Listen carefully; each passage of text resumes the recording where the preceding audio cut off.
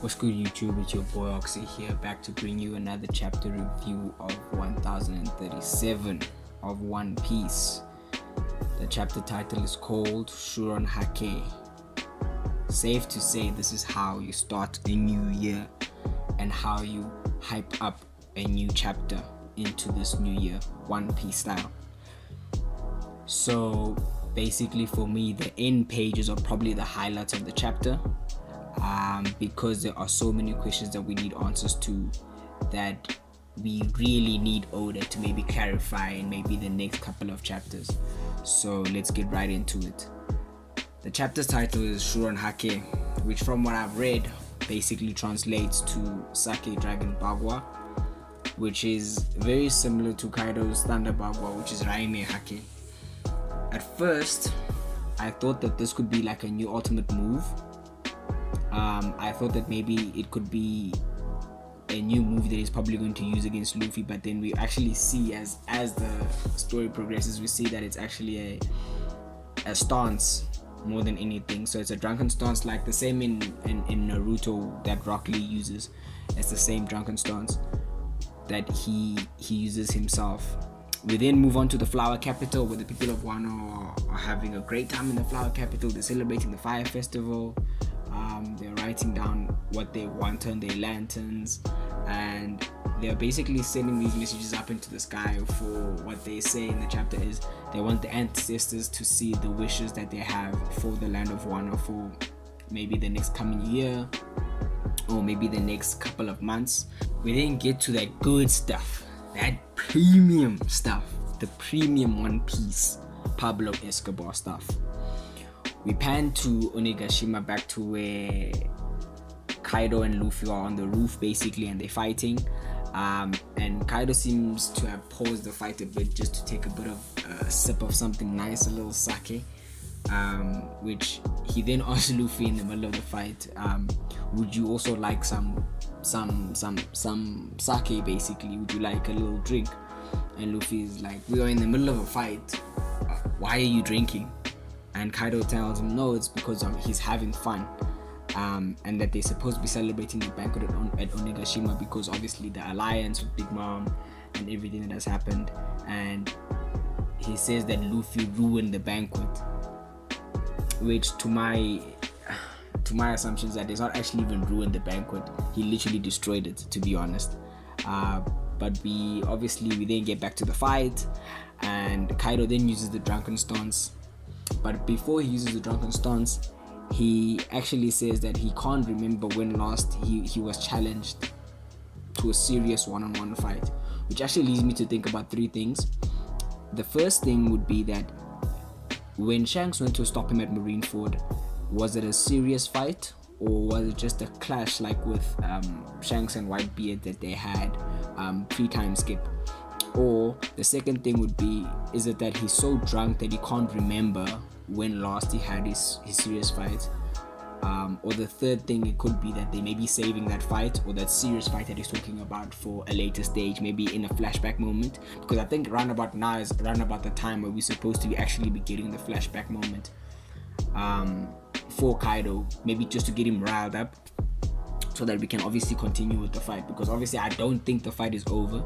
I really don't think the fight is over. I think it's starting to actually heat up now. It's starting to reach that peak One Piece fight where just before Luffy busts out a new transformation, or just before he goes into his next gear. A few moments later.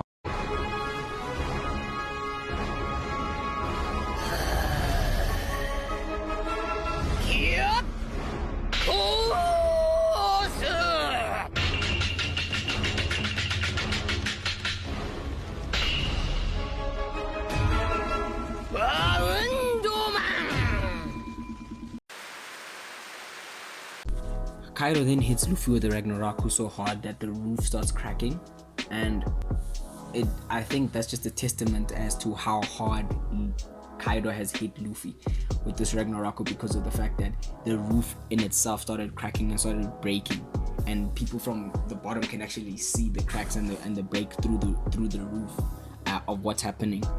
And I think Luffy's growth rate in this fight has been so exponential. It's probably the biggest it's ever been, arguably the biggest ever been in the series, because he's fighting a Yonko. And I think that's the reason why, is because he's fighting a Yonko, and he needs to actually solidify his place now amongst the great people of One Piece, or the great fighters, let me say, of One Piece.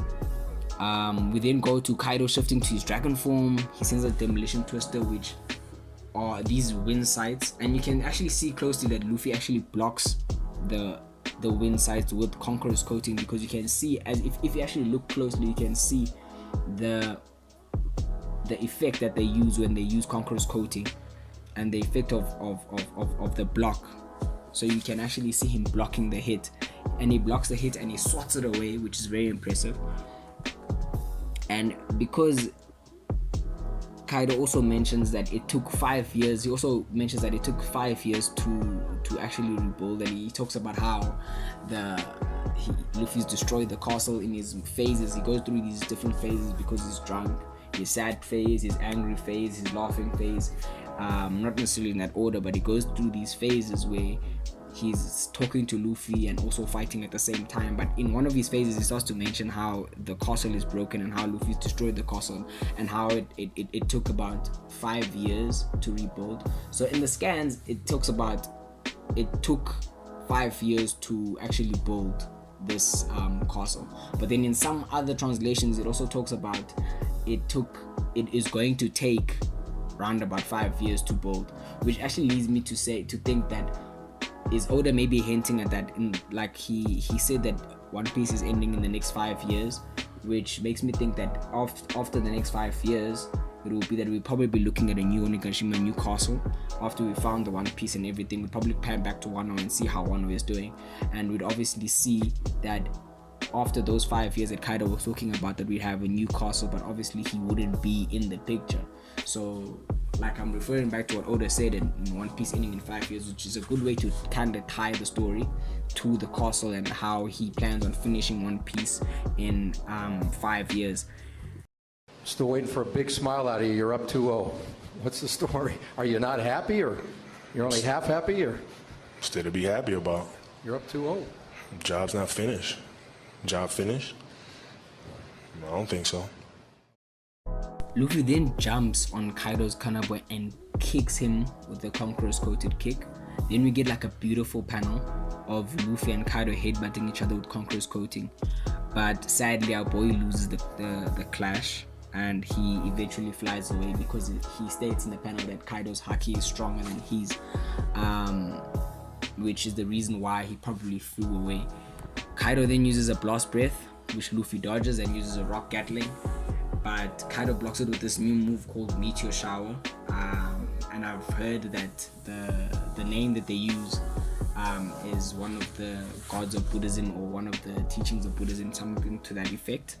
Luffy then manages to kick Kaido in the stomach with the Conqueror's coated kick, which is probably the one moment of the fight that we've been waiting for, where we're seeing a white-eyed Kaido with blood from his mouth.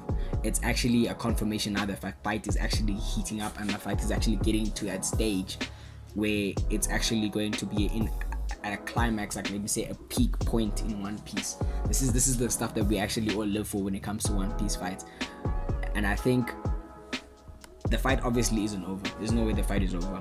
From my point of view, I don't think the fight is over. I think that from this is the perfect time to actually get a flashback from Kaido, a little backstory, to maybe get him a little riled up, and to actually give us more lore as well as to how he knows about the Joy Boy stuff, what happened with Rocks at God Valley, maybe some more things that we just want to know about Kaido. And I think that this is the perfect time to actually say this. We need that Kaido backstory, please, Oda, please. And this also goes back actually to the point that I was watching a Brago video the other day of his review. I'll put his channel down below. He actually said that this type of fight is actually Luffy's stage. This is how Luffy is actually solidified when it comes to the tenacity of a fight and the durability of a fight. This is Luffy's arena, and the most amazing thing about this is that he's doing all of this in his base form. And I think most people are arguing that, wow, how is he able to do this in his base form? I think the fact that he's able to do this in his base form, it just makes it seem that he's actually way stronger than he is, that way stronger than he should be, let me say. It goes back to the training part, because when you watch, if you guys have ever watched Dragon Ball Super and you see Goku vs Jiren, and Goku first fights Jiren in his base form just to gauge the strength of where he is, so that when he transforms, obviously it gets a little less difficult for him to fight. So I think that's actually what's happening here, is that Luffy's fighting Kaido in his base form, or it could be that he's actually fighting Kaido in his base form because of his haki not being at that level yet, or his haki is a bit still too drained because of how much haki he's been using, so he can't actually activate his gears yet. But I actually think it's the fact that he's gauging actually where he is, because right now we don't even know if Kaido, actually we probably do know Kaido is awakened, but he hasn't even shown us that awakened side yet. So I think once that awakened side comes out, I think Luffy's also gonna maybe bust out his own transformation, which makes this actually even more greater. I'm actually frothing at the mouth just thinking of the idea. Pause. Thank you for coming in. Thank you for Good morning. Morning to you. Why are you gay? Then we go to my favorite part of the chapter, and you know, whenever we see the Gorosei, you know, it's them niggas just drop T, bro. Them niggas is TMZ. The Gorosei is TMZ. So you know, when they're talking amongst themselves that they're basically talking about the Reverie and how they should not focus about the Reverie and should focus on Wano, and how Nico Robin needs to be captured, and that it wouldn't be a surprise if someone just randomly died within this war with Kaido and Big Mom, which could be one of two things.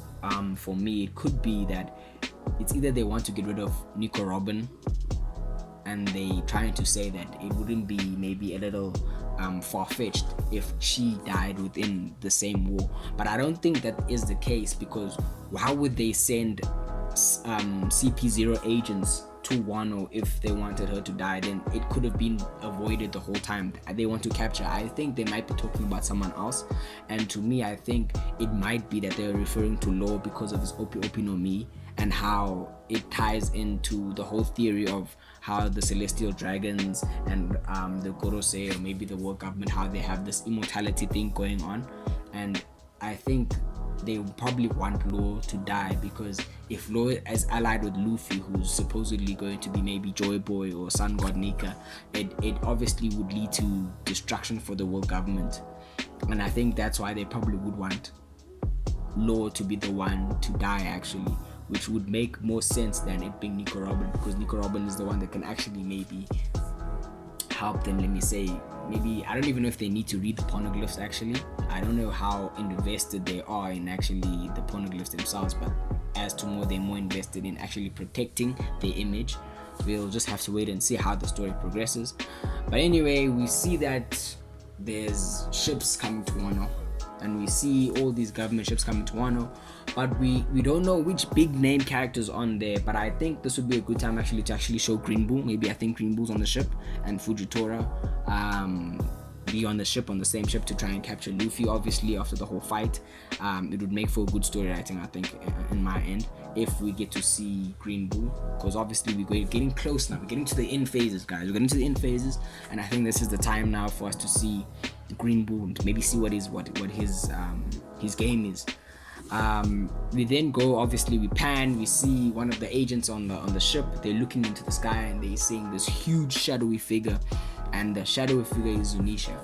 And I actually saw that there was speculation amongst the community that Zunisha would actually be coming to Wano, but it was way back, probably 1014, where Momo was getting his headaches about speaking to Kinemon, saying that he must tell everyone something, and just before that Kaido obviously interrupted.